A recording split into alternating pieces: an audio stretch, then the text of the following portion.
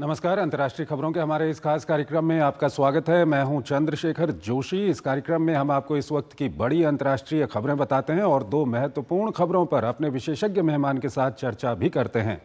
आज हम रूस यूक्रेन युद्ध के ताज़ा अपडेट और इसको रोकने की कोशिशों पर चर्चा करेंगे, तो वहीं इजराइल हमास संघर्ष पर भी अपने विशेषज्ञ मेहमान के साथ बातचीत करेंगे।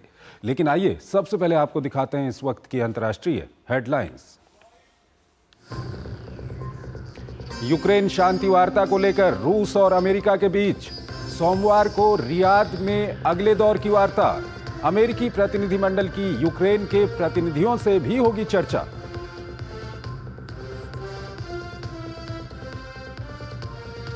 इजराइल ने गाजा में नई युद्ध योजना को दी मंजूरी। पीएम नेतन्याहू ने कहा, बंधकों की रिहाई तक जारी रहेगी कार्रवाई। मध्यस्थ मिस्र और कतर की संघर्ष विराम की कोशिशें जारी। इंडोनेशिया में विवादास्पद सैन्य कानून में संशोधन के बाद मचा बवाल। सिविल पदों पर सैन्य अधिकारियों की नियुक्ति का रास्ता साफ। फैसले के खिलाफ प्रदर्शन।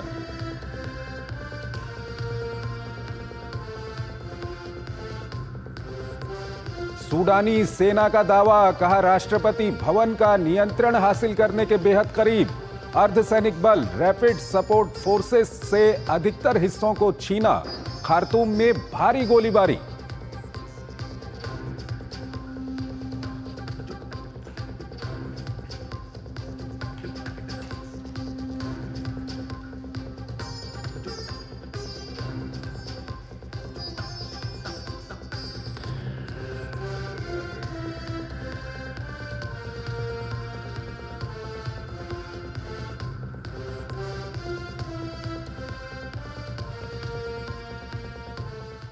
और आइए पहली बड़ी खबर की ओर आपको लिए चलते हैं। एक तरफ अमेरिका के राष्ट्रपति डोनाल्ड ट्रंप की ओर से रूस और यूक्रेन के बीच शांति स्थापित करने की पूरी कोशिश की जा रही है। इसके तहत सोमवार को सऊदी अरब में दो महत्वपूर्ण बैठकें भी होने वाली हैं। तो वहीं दोनों देशों के बीच युद्ध भी भीषण बना हुआ है। रूस के हमलों के जवाब में यूक्रेन ने रूसी सामरिक एयरफील्ड पर बड़ा हमला किया है। इस सबके बीच यूक्रेनी परमाणु संयंत्रों पर अमेरिकी नियंत्रण का प्रस्ताव भी काफी सुर्खियों में है। ये रिपोर्ट देखिए। यूक्रेन युद्ध में शांति के दूत की भूमिका निभाने वाले राष्ट्रपति डोनाल्ड ट्रंप के यूक्रेन के परमाणु संयंत्रों की कमान अपने हाथों में लेने का प्रस्ताव जाने अनजाने में अमेरिका को युद्ध का भागीदार बना सकता है। दरअसल बुधवार को यूक्रेनी राष्ट्रपति जेलेंस्की के साथ हुई बातचीत में उन्होंने सुझाव दिया कि यूक्रेन के अहम ऊर्जा संयंत्रों की सुरक्षा सुनिश्चित करने के लिए उनका स्वामित्व अमेरिका को सौंप देना चाहिए। इसे एक दिन पहले ट्रंप ने रूस के राष्ट्रपति व्लादिमीर पुतिन से चर्चा की थी। ध्यान देने वाली बात यह है कि यूक्रेन के ज़पोरिज़िया परमाणु संयंत्र और इसके इर्द गिर्द रूस का नियंत्रण है। अगर ऐसा होता है तो निकट भविष्य में रूस की भिड़ंत अमेरिकी सैनिकों से हो सकती है। जानकार आशंका जता रहे हैं कि अगर ऐसा होता है तो कहीं निकट भविष्य में रूस और अमेरिका आपस में ही न भिड़ जाएं। वहीं जेलेंस्की ने भी पुतिन के सीमित संघर्ष विराम पर सहमति व्यक्त कर दी है। ट्रंप के साथ बातचीत में राष्ट्रपति पुतिन ने यूक्रेन के ऊर्जा संयंत्रों पर 30 दिनों तक हमला न करने का भरोसा दिया था। हालांकि इन आश्वासनों के बावजूद दोनों देश पिछले 2 दिनों से एक दूसरे के ऊर्जा संयंत्रों को निशाना बना रहे हैं। अच्छी बात यह है कि इन अड़चनों के बावजूद रूस और अमेरिका अगले दौर की बातचीत के लिए सोमवार को रियाद में फिर बैठक करेंगे। क्रेमलिन ने कहा है कि अंतर्राष्ट्रीय मामलों की संसदीय समिति के प्रमुख और रूसी सुरक्षा एजेंसी के मुखिया रूस की तरफ से बैठक में भाग लेंगे। इसके अलावा यूक्रेन के प्रतिनिधि भी सोमवार को ही सऊदी अरब में अमेरिका के साथ बैठक करेंगे। ये बैठक रूस अमेरिका की बैठक से इतर होगी। उधर यूक्रेन के मुद्दे पर ब्रसेल्स में यूरोपीय देशों के नेताओं की 2 दिवसीय बैठक चल रही है। बैठक को संबोधित करते हुए जेलेंस्की ने अपने सहयोगियों से तोपखाने की खरीद के लिए कम से कम 5 बिलियन यूरो के पैकेज को मंजूरी देने के साथ ही रूस पर और अधिक दबाव डालने का आग्रह किया। साथ ही उन्होंने कहा कि रूस को संघर्ष विराम तक पहुंचने के लिए अपनी गैर जरूरी मांगों को छोड़ना होगा। बैठक में हंगरी को छोड़कर सभी सदस्य देशों ने यूक्रेन को सहायता जारी रखने का समर्थन किया। यूक्रेन को लेकर लंदन में भी एक अहम बैठक हो रही है। यूक्रेन के लिए प्रस्तावित शांति सेना का समर्थन करने वाले देशों की इस बैठक की ब्रिटेन मेजबानी कर रहा है। माना जा रहा है कि इस बैठक में 20 से अधिक देश शामिल हो रहे हैं। कहा जा रहा है कि वेस्टर्न अलायंस की ये शांति सेना ऑपरेशनल स्टेज की ओर आगे बढ़ेगी। संभावित गठबंधन के वरिष्ठ सेना अधिकारी इस योजना के व्यवहारिक रूप से लागू करने के मुद्दों पर चर्चा कर रहे हैं। और इस खबर पर बात करने के लिए हमारे साथ जुड़े हुए हैं पूर्व एम्बेसडर SR तायल, विदेशी मामलों के जानकार हैं। तायल साहब, बहुत बहुत स्वागत है आपका हमारे इस कार्यक्रम में। पहला सवाल आपके सामने रखना चाहेंगे कि प्रेसिडेंट ट्रंप की ओर से जो शुरुआत हुई थी रूस और यूक्रेन युद्ध को खत्म करवाने की, कहीं न कहीं उसमें अब धीरे धीरे आगे बढ़ते हुए हम लोग देख रहे हैं और सोमवार को 2 महत्वपूर्ण बैठकें भी होने वाली हैं रियाद में। क्या कुछ अभी तक जो कुछ हुआ है उसका कैसे आप विश्लेषण करेंगे? देखिए, यूक्रेन रशिया का जो युद्ध था उसमें शायद 4 लोग शामिल थे। रशिया एक तरफ और यूक्रेन, अमेरिका और बाकी यूरोप कह लीजिए। नेटो में तो दोनों साथ थे, पर यूरोपियन यूनियन कह लीजिए।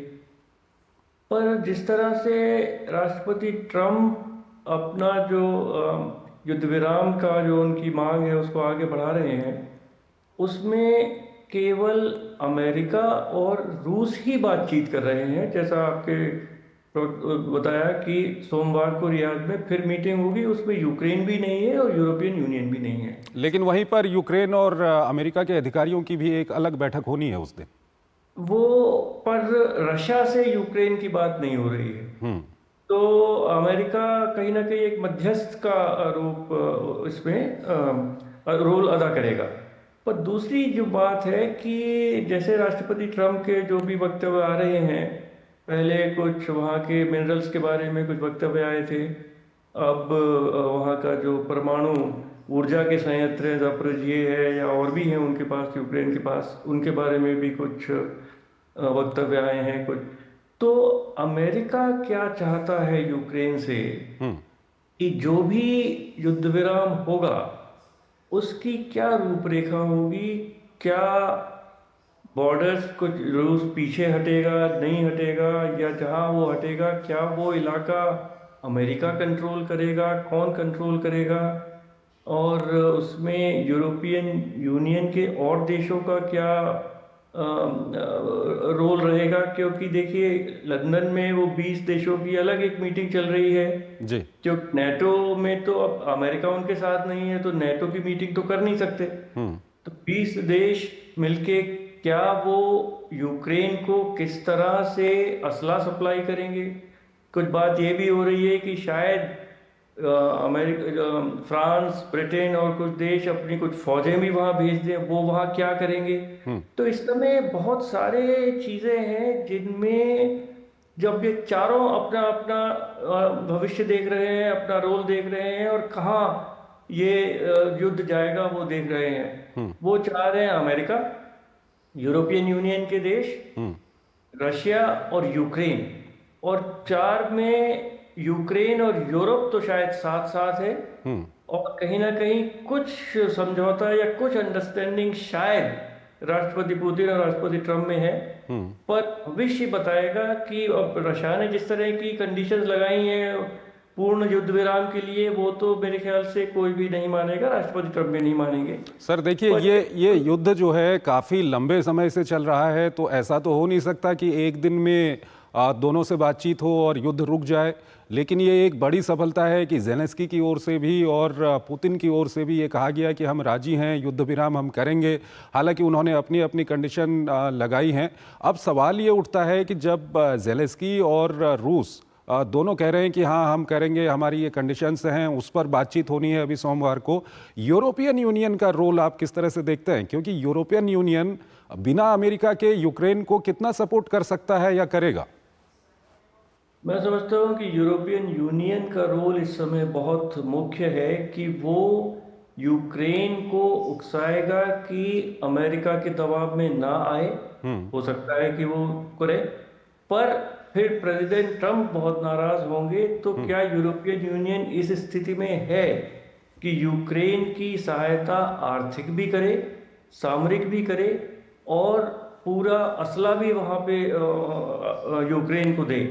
तो यूक्रेन भी अब इस समय लड़ाई से थक चुका है। राष्ट्रपति जेलेंस्की ने कहा कि अब वो 1 साल और नहीं लड़ सकते हैं। तो कहीं ना कहीं, जैसा हमारे प्रधानमंत्री ने भी जो इतवार को जो पॉडकास्ट किया था उसमें कहा था कि ये युद्ध की क्षेत्र में इसका फैसला नहीं हो सकता है, जैसे उन्होंने राष्ट्रपति जेलेंस्की को कहा है, और बातचीत के जरिए ही आगे बढ़ना होगा।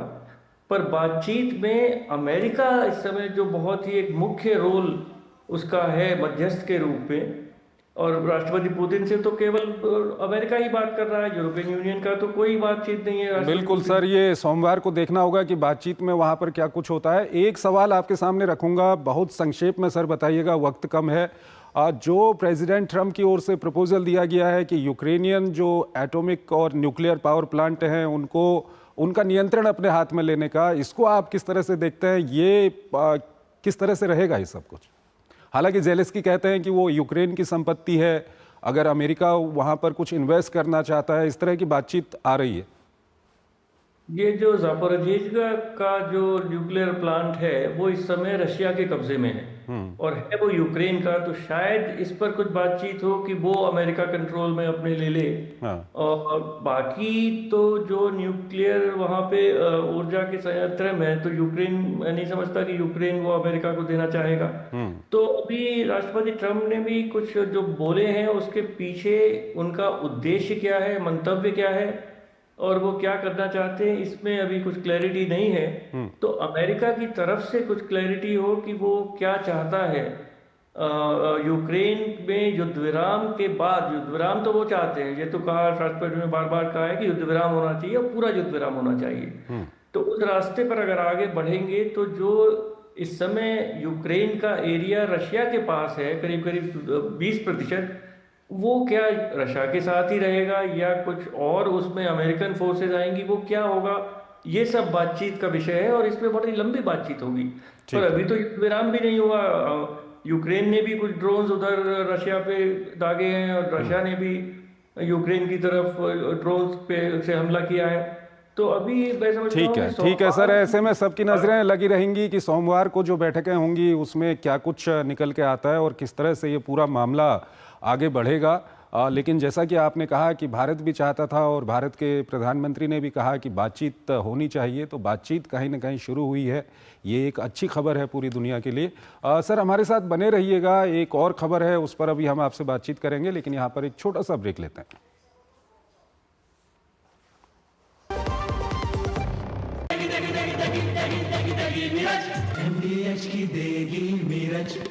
देगी मिर्च का तड़का, अंग अंग फड़का। MDH की देगी मिर्च। नमस्ते मास्टर जी। अरे करुण, तुम शहर से कब वापस आए?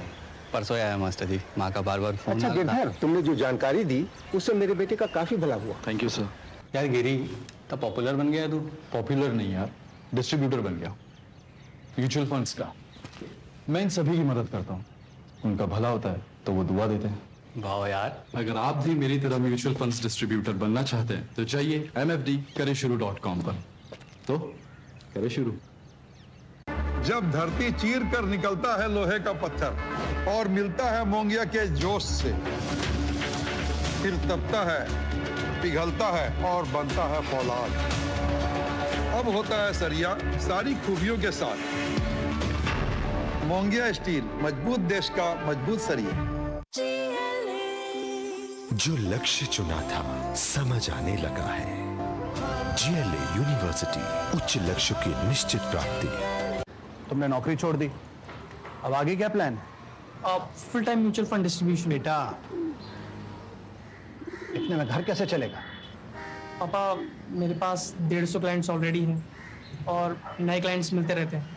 अब नौकरी छोड़कर full time mutual fund distributor ही बनूंगा। आप भी मेरी तरह म्यूचुअल फंड डिस्ट्रीब्यूटर बन सकते हैं।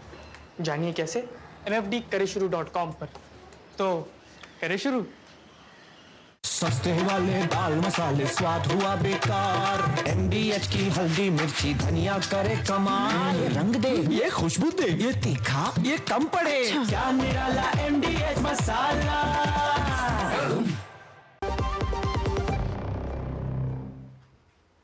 स्वागत है आपका ब्रेक के बाद।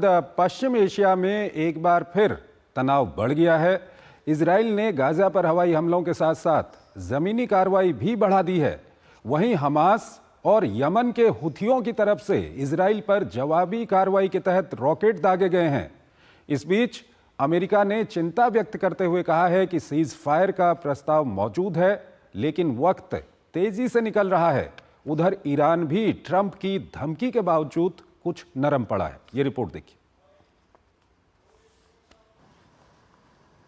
बंधकों की वापसी और हमास को सत्ता से बेदखल करने की आखिरी चेतावनी के बाद गुरुवार को इजराइल ने गाजा पर बमबारी के साथ जमीनी कार्रवाई तेज कर दी है। इजराइल ने बुधवार को गाजा में फिर से जमीनी कार्रवाई शुरू करने का ऐलान किया था। IDF ने उत्तर दक्षिण के मुख्य मार्ग पर यातायात को रोक दिया है। गुरुवार की सुबह सेना ने उत्तरी गाजा के बेतलाहिया के करीबी जमीनी कार्रवाई के साथ हवाई हमले किए। इस दौरान उन्होंने हमास के 40 ठिकानों को निशाना बनाने का दावा किया है। इसमें सुरंग, टैंक रोधी मिसाइलें, प्रक्षेपण चौकियां शामिल हैं। गाजा की तरफ से कहा गया है कि इन हमलों में 70 लोग मारे गए हैं। इजरायली सेना ने गाजा को 2 हिस्सों में विभाजित करने वाले नेत्जारिम कॉरिडोर पर पहले ही नियंत्रण बढ़ा दिया था, जिसे हमास ने संघर्ष विराम का घोर उल्लंघन माना था। हमास की तरफ से भी मध्य इजराइल पर लंबी दूरी की 3 मिसाइलें दागी गईं। IDF की तरफ से एक को हवाई में ध्वस्त करने का दावा किया, जबकि 2 मिसाइलें खुली जगह पर जाकर गिरी हैं। इससे पहले सुबह यमन के हूती समूह ने भी मिसाइल दागी थी, जिसे इजराइल ने हवा में मार गिराने का दावा किया था। इस बीच अमेरिका ने कहा है कि सीजफायर के विस्तार के लिए एक प्रस्ताव अब भी मौजूद है, लेकिन वक्त बहुत तेजी से निकलता जा रहा है। इस प्रस्ताव के तहत 5 जिंदा अमेरिकी बंधकों को रिहा करना होगा, लेकिन हमास का कहना है कि बंधकों की रिहाई से पहले जनवरी में हुए संघर्ष विराम समझौते का सभी पक्षों को पालन करना चाहिए। इजराइल और हमास के बीच प्रमुख मध्यस्थ कतर और मिस्र ने संघर्ष विराम समझौते के 3 चरणों को लागू करने के लिए संयुक्त प्रयासों को बढ़ावा देने की आवश्यकता पर जोर दिया है। इजराइल बार-बार गाजा के लोगों को युद्ध वाले क्षेत्रों से निकल जाने की चेतावनी जारी कर रहा है। उधर हूती के बहाने ट्रंप की धमकी के बाद ईरान के रुख में थोड़ी नरमी आती दिखाई दे रही है। परमाणु समझौते को लेकर ट्रंप द्वारा भेजे गए पत्र पर अब तक कड़ा रुख अपनाने वाले ईरान ने कहा है कि पत्र के खतरों के साथ साथ अवसरों पर भी विचार करेगा। ईरान के विदेश मंत्री ने कहा है कि पत्र का जल्दी जवाब दिया जाएगा। ईरान के सर्वोच्च नेता अली खामनेई ने पिछले सप्ताह ट्रंप के पत्र को भ्रामक बताते हुए खारिज कर दिया था। पत्र में 2 महीने के भीतर परमाणु समझौते न करने पर ईरान पर और अधिक प्रतिबंधों का सामना करने की धमकी दी गई है। और इस खबर पर बात करने के लिए पूर्व एम्बेसडर SR तायल, विदेशी मामलों के जानकार, हमारे साथ मौजूद हैं। उनसे हम बातचीत करेंगे। तायल साहब, अगर पश्चिम एशिया की स्थिति को हम देखें तो एक बार तनाव वहाँ पर काफ़ी बढ़ गया है। पिछले 1-2 दिन की अगर हम बात करें तो इजराइल वहाँ पर गाजा में न सिर्फ हवाई हमले कर रहा है, बल्कि ज़मीनी कार्रवाई भी वहाँ पर शुरू कर दी है। हुथी और हमास की ओर से इजराइल पर रॉकेट दागे गए हैं। अमेरिका का ये कहना है कि सीज फायर का प्रस्ताव मौजूद है, लेकिन समय तेजी से निकलता जा रहा है। कहीं न कहीं सबसे ज़्यादा कोई परेशानी में है तो वो गाजा में रहने वाले फ़लस्तीनी हैं। क्या कुछ कहेंगे आप? मैं समझता हूँ कि गाजा की स्थिति अब बहुत ही पेचीदी हो गई है और ख़राब हो गई है, क्योंकि युद्ध विराम जो जनवरी से चल रहा था, 1 मार्च को एक्सटेंशन की कुछ बातचीत चल रही थी, पर हमास ने अपने कुछ कंडीशंस लगाए थे, तो मैं समझता हूँ वो युद्ध विराम तो अब समाप्त हो गया है। जिस तरह से 400-500 लोग शायद गाजा में उनकी मृत्यु हो चुकी है। इजराइल ने अपना पूरा हवाई जहाज से भी कार्रवाई शुरू कर दी है और ग्राउंड फोर्सेस भी लगा दिए हैं। देखिए, इस समय स्थिति पेचीदी इसलिए हो गई है कि जो 1948 से जो भी कुछ गाजा पैलेस्टाइन में हो रहा है, तो हमेशा ये कहा जाता था कि 2 स्टेट सॉल्यूशन होगा और किसी न किसी तरह से सब देश इस पर राजी थे कि उस तरह आगे बढ़ना चाहिए और जैसा भी परिस्थिति हो उधर आगे बढ़े। पर तब जिस तरह प्रेसिडेंट ट्रंप ने कुछ अपने वक्तव्य जो दिए हैं कि गाजा को रिवियरा बना दें और वहाँ पे बहुत अच्छा डेवलपमेंट करें, उनकी तरफ से कुछ इस तरह का प्रस्ताव आया है। उसके बाद जहाँ तक प्रधानमंत्री नेतन्याहू का और उनके मंत्रिमंडल का सवाल है, मैं समझता हूँ कि वो 2 स्टेट सॉल्यूशन बिल्कुल नहीं चाहते और यही परिस्थिति को जारी रखना चाहते हैं।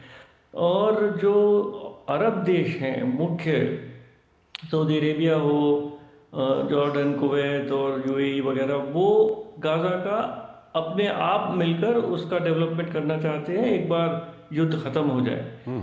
पर मैं समझता हूँ कि इस समय शायद प्रधानमंत्री नेतन्याहू और को विश्वास है राष्ट्रपति ट्रंप पर कि अगर गाजा में स्थिति ऐसी हो कि गाजा के लोग ही वहाँ के छोड़ के चले जाएं, तो शायद प्रधानमंत्री नेतन्याहू जिस तरफ प्रयत्न कर रहे हैं, क्योंकि जिस तरह से बम्बार्डमेंट हो रहा है, अगर ये खबरें सही हैं कि 400-500 सिविलियंस वगैरह भी उसमें हताहत हुए हैं, तो इसका मतलब है कि जो युद्ध विराम हुआ था वो तो अब समाप्त है।